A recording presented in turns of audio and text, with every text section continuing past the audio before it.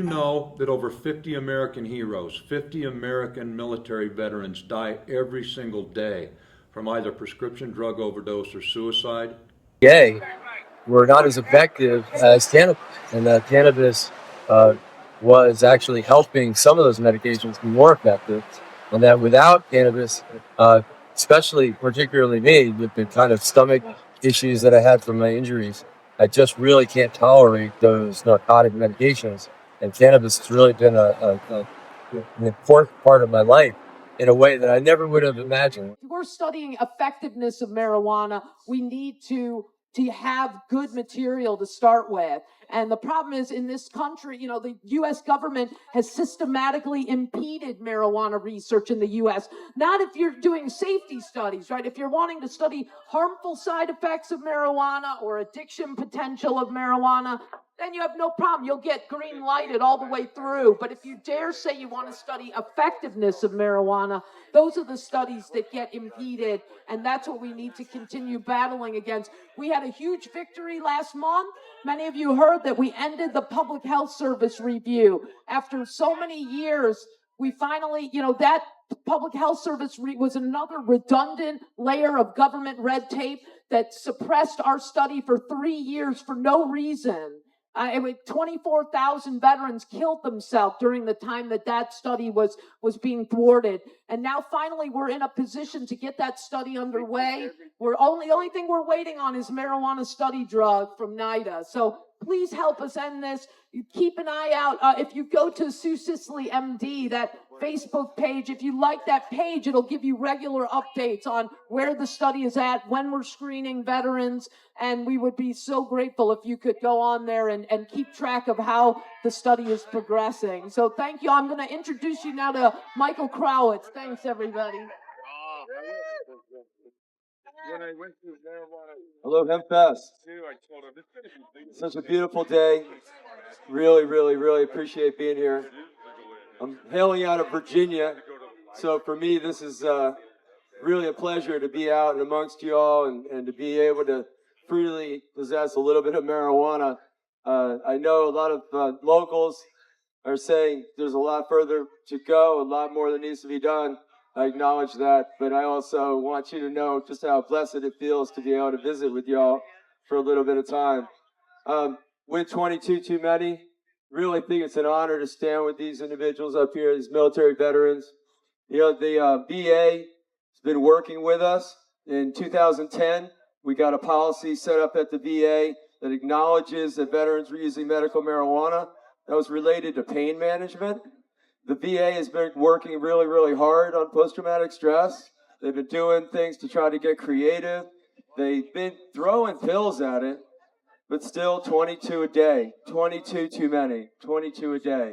If the VA had a panacea, if the VA had a cure, then I don't think that we'd be up here worrying about this. 22 a day. That's what we're working with. That's our problem. That's what we need to try to get a head around right here, right now, all of us. And the way I think we're going to do it is the hard work that started with this right here. 22 Too Many, what that's about is getting together, each and every one of us, the ones that we know, the veterans amongst us, and allowing them to have a network, allowing them to have the support that they need, that the VA is failing to provide. The VA can't handle medical marijuana. They've provided a policy that understands that we use it at the state level, but they can't handle it.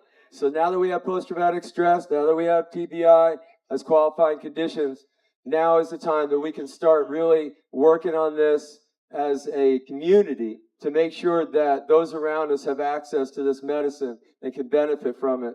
And let's see if we can't lower that number. Let's see if we can't bring that down. We have every reason to believe we can. The science shows us that cannabis all by itself can actually lower suicide rates. We see that from studying the numbers around medical marijuana states. And we know that some of the drugs, there's just a couple of drugs that are available for post-traumatic stress, specifically from the FDA, and they have a black box warning, suicide warning on the label. And we know that those drugs, you can reduce them significantly in the number of pills that the veterans and the patients, any patients that are taking, when they start using medical marijuana. That's one of the things we see. time and time again is a massive reduction sometimes in the amount of pills that they're needing to get the same symptomatic relief. Cannabis really, really, really works, folks. It really helps, and it saves lives.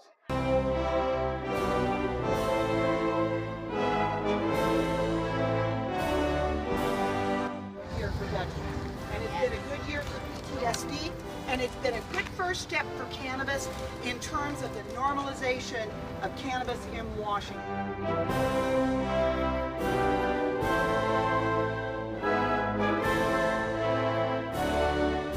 Only one day. It's made one step at a time. Take your win, pick up your protest sign, go do it again. Woo! See you in America.